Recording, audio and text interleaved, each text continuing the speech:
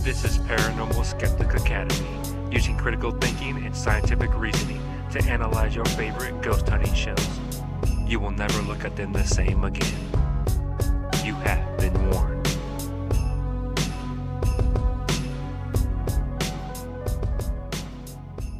Ryan, Buell and company sat out on one of their most dangerous cases to date to help a single mother who is experiencing paranormal activity in a home that was once the site of a brutal murder. The team enlists the assistance of psychic Chip Coffey, but the case is turned upside down when it's discovered that Ryan himself is the target of a taunting demon whose name spells pure evil. This is Paranormal Skeptic Academy.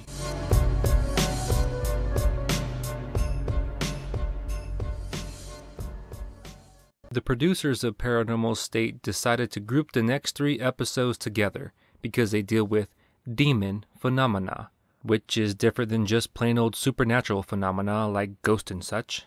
This is the first of these 3. These demons appear to be targeting Ryan specifically, but to what end? We can't say, but it appears Ryan has made some very powerful enemies. Now you, like me, may not be 100% convinced by the evidence presented in episode 1, Sixth Sense, but let's give them another chance and see what the Paranormal Research Society team is able to come up with in this episode. Remember, this is one of their most dangerous cases to date. You have been warned.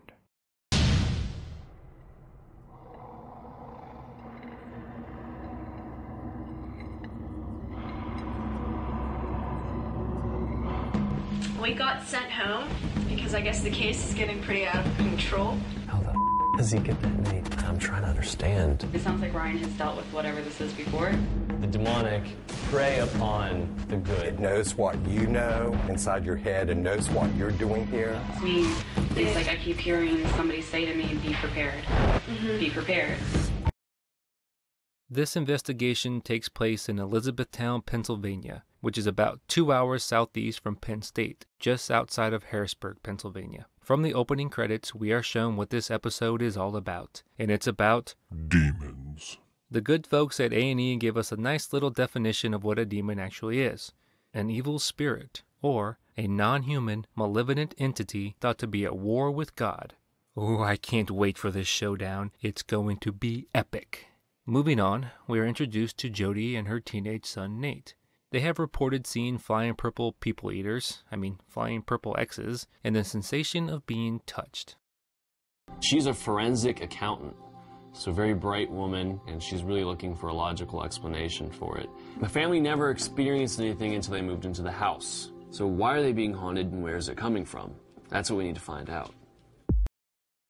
The team arrives to start the investigation, but before they start calling out demons, they need to get a little family background. Jody mentions that she recently severed ties with Nate's adoptive and biological father. So given the potential for psychological trauma, the team does the right thing and brings in a counselor, Jamie Hernandez.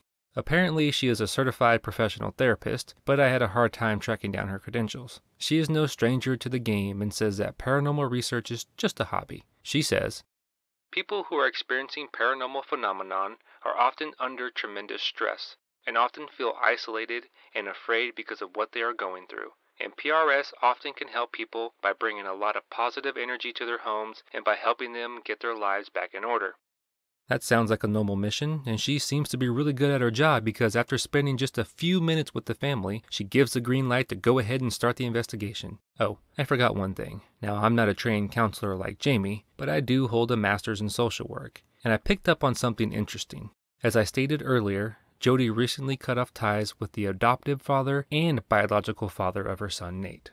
We have to get to the end of the episode to see what really happened, but I'll lay it out here. Jody divorced Nate's biological father, and he cut off communication with Nate and allowed Nate's stepdad to adopt him. Jody and the adopted father then got a divorce, and the adoptive father cut off ties with Nate. Jody then reconnected with Nate's biological father, who started spending time with Nate, and then left for a second time. In one of these interviews, Nate says he doesn't have a father figure in his life, and he blames his mom for what has happened. Here is what's interesting about these stories. The counselor, Jamie, spoke with Nate about not having a father, and that's it. No follow-up, no extra questions, no digging. The team goes on with the investigation, and then Lorraine Warren of Amityville horror fame speaks with the mother at the end of the episode and learns all the stuff about the two fathers. Here's my issue, and it focuses in on Jamie. Why was she not able to find this information out? Any good therapist would be able to see this right away and would have spoken with both the mother and the son. Why do we have to go through a whole paranormal investigation to figure this out? This Jamie is either a terrible therapist or they're exploiting the family for the show, or both. So we have a teenage boy who lost two father figures and is angry with his mother. It leaves no doubt in my mind that this has to be some kind of demon. But this episode isn't really about the family. It's about Ryan and his battles with demons. So let's continue on and see what happens. So after the counseling session, Jamie has Nate explain what paranormal events he has experienced. When did the phenomena start? Right after we moved in. It's like within the first week? Yeah, within the first week. I'll just be looking out the door, and I'll feel like someone is standing behind me or has their hand on my shoulders. We heard a lot of footsteps that night, a lot.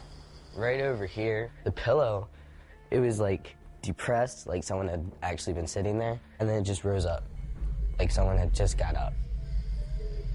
You okay? It's cold. Are you feeling any touching? What is your greatest fear regarding the paranormal? That something would happen and hurt my son. Okay. So he feels like someone is behind him while looking out the window, lots of unknown footsteps, and a pillow that looked like someone was sitting on it in a cold breeze. Got it? Great. Moving on. Jody is showing Ryan some stuff the previous owners left behind. She shows him a newspaper article that appears to be from 1945 about a murder that happened in 1893. Apparently, 2 adults and 4 children were killed. When used within the context of the show, it appears that the murders took place at the home they are investigating, but that's not what happened. Albert Bomberger did indeed murder 6 people. He murdered a Daniel Creeder, his wife, and 4 of his 8 children. The other 4 were able to hide from Bomberger, so they survived. Bomberger was a hired farmhand and showed interest in Creeder's eldest daughter. Creeder requested that Bomberger should leave the farm and not come back. Now this set him off, and he murdered the 6 people, escaped on horseback, but was soon caught. Later, he did not deny his crimes, and on January 19, 1894, he was executed by hanging. This is a horrific and tragic tale, and one can see how it can impact a community, and it did, in North Dakota. Yep, this murder happened in North Dakota, not Pennsylvania. But, to be fair, there is a connection, one that is not spelled out in the show though. Both Bomberger and Creeder were from Pennsylvania, and the murdered children were indeed buried in a cemetery near their hometown in Pennsylvania soon after the murders. The PRS team finds this information, and they find the gravesites, but they never tell us that the murders happened in North Dakota. We're led to believe that they happened at the home of Jody and Nate. They continue with their investigation and contact the former owners who said that they had had similar experiences in the home, and they left the article behind so the next owners would know what happened there, again suggesting that the murders happened in the home, not 1,500 miles away. Ryan and the team leave the home and head back to the hotel where Ryan is awakened by a scary dream. He keeps having visions of a specific demon.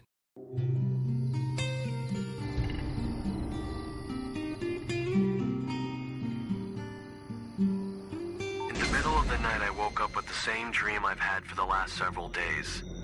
I'm not sure what it means, and I'm not sure if it's related to this case. All that I know is that, in this dream, there's the name of a demon. The demonic prey upon the good. Family, to a family on the verses might be turned upside down.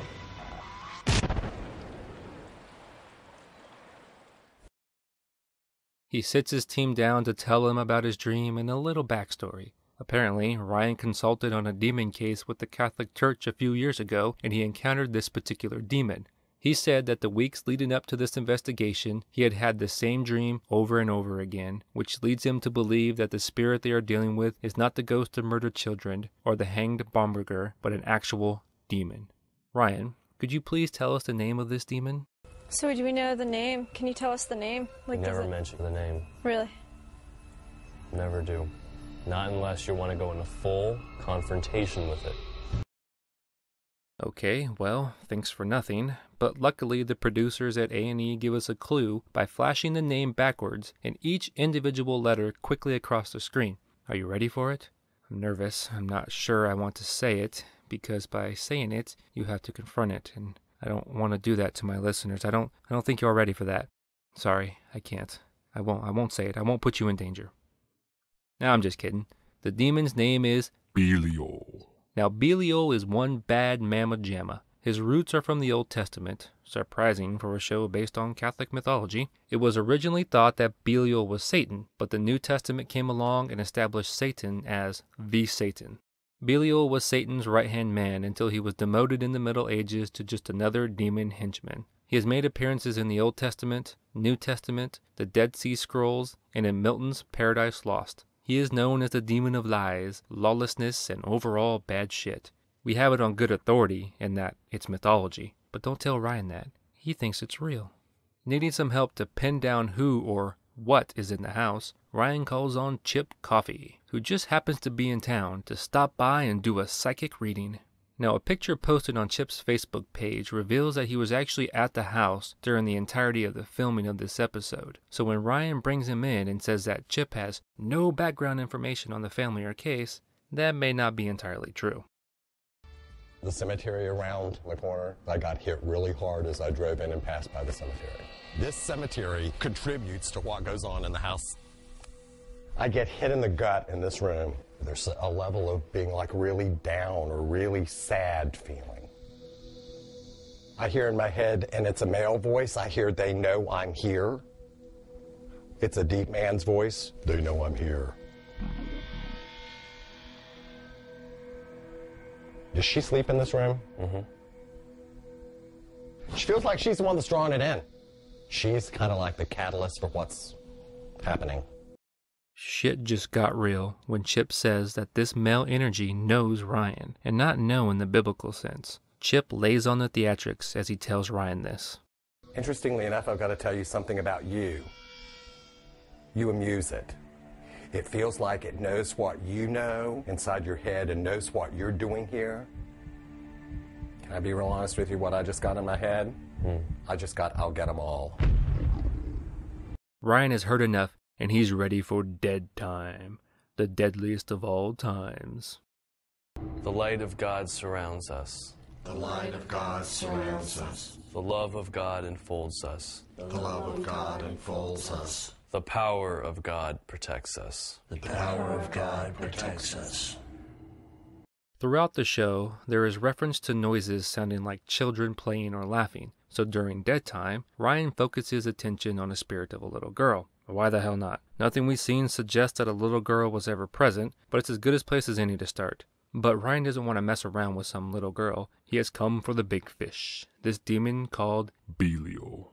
Ryan instructs the little girl to go hide because grown-ups need to talk. And after he said this, we hear a door creak and see footage of a door opening. I want you to go somewhere safe now. Can you do that for us?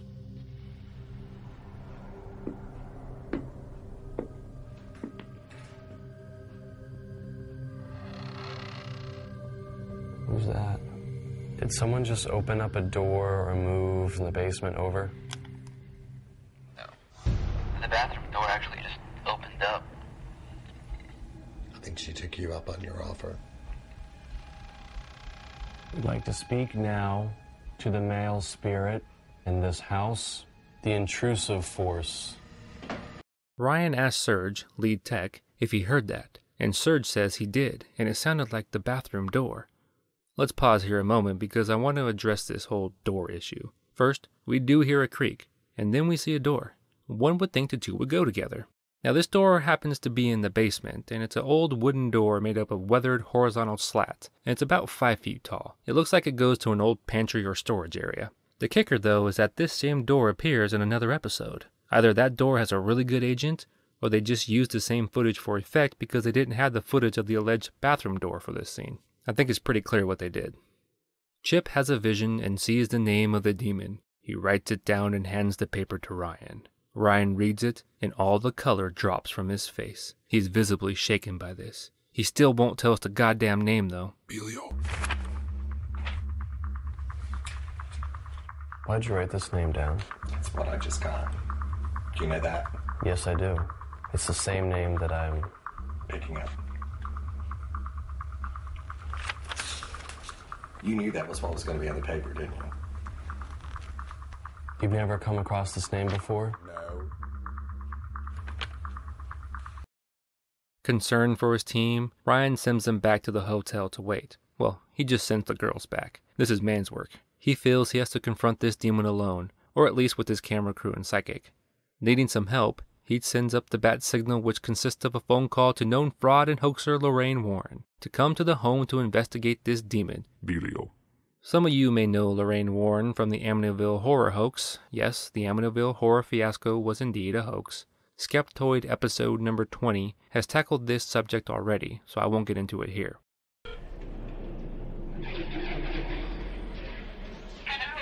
Lorraine!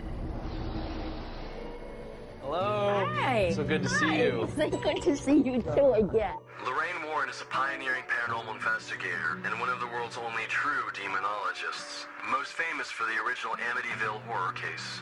Hopefully Lorraine's vast experience will shed some light on what's going on in this house, and possibly what's going on with me. Lorraine walks around the house and makes vague statements about anger management and tensions and stress, and I'm assuming she knew nothing about this case beforehand as well. Ryan shows her the name of the demon, but not us. She really seems not to care or isn't really concerned. After the reading of the house, her handler asks her if this could be demonic, and she artfully dances around the question. Lorraine then sits down with Jody to have a heart-to-heart, and the truth of the situation is finally revealed, as I mentioned earlier. I walked throughout the house. You can almost cut the animosity with a knife. Somebody needs anger management. Who?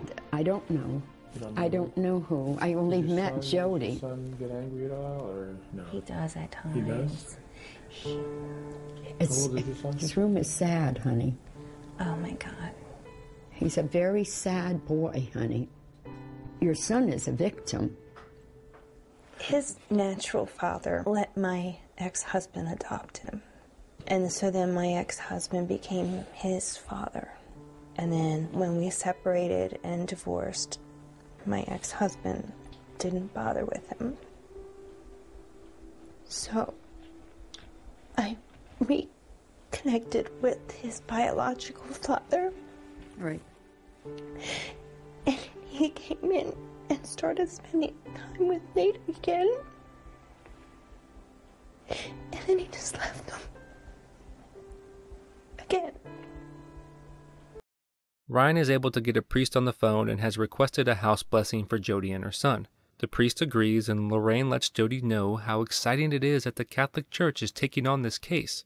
Wait a minute. What case? You haven't presented any evidence of anything. And when does a priest coming over to your house to bless it constitute a demonic investigation? I can call my local Catholic church right now and request a house blessing, and they'll schedule one. But Ryan is not content to wait for the priest, so he does his own blessing himself, just to be on the safe side. We've decided to perform an interim house blessing ourselves to seal it off from any negative forces. This will protect Jody and Nate until help from the church arrives. Saint Michael the Archangel, defend us in battle. Be our protection against the wickedness and snares of the devil. Cast into hell Satan and all the evil spirits who roam throughout the world seeking the ruin of souls. Amen. This case has been an emotional journey for both me and this family. I came close to losing my grip. My belief is that the brutal murders associated with this house, coupled with Jody's family strife, have made this an ideal environment for paranormal activity. However, I believe that the dark spirit that found me here is not attached to this property. For Jody's sake, I hope this demon is following me and has left this place for good. But if that is the case, then for my own sake and for the safety of my team, I have to be prepared for war.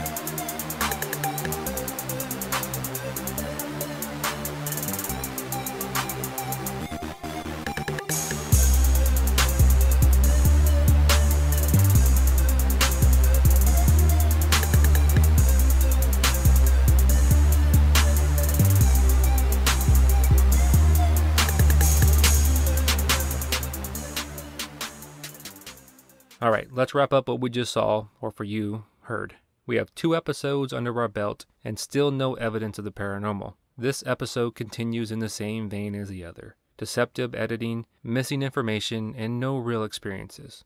This episode was not so much about the family and their experiences, but about Ryan and his character development. This episode was more about Ryan and his past than the actual case.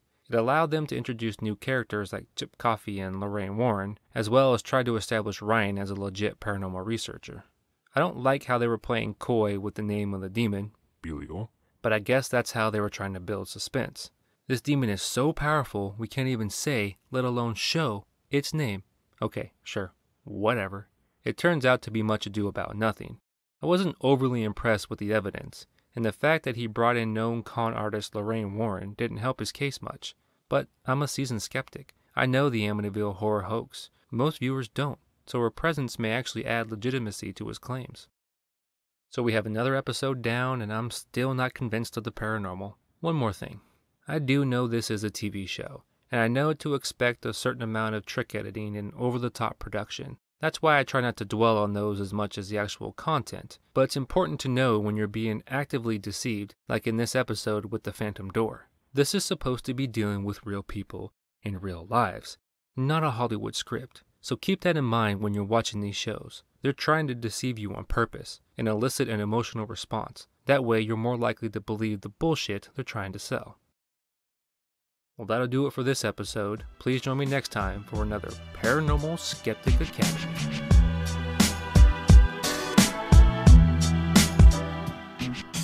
This has been Paranormal Skeptic Academy. If you like what I do, head on over to patreon.com/PSA, and for as little as $2 an episode, you can help support my efforts. Each patron will receive the video version of the normal episodes, along with a special RSS feed to add to your favorite podcatcher. Be sure to follow me on Twitter at cweb619. Send me feedback at paranormalskepticacademy@gmail.com. Like the Facebook page, and leave me a review on iTunes and Stitcher. This has been Paranormal Skeptic Academy, schooling your favorite ghost hunters.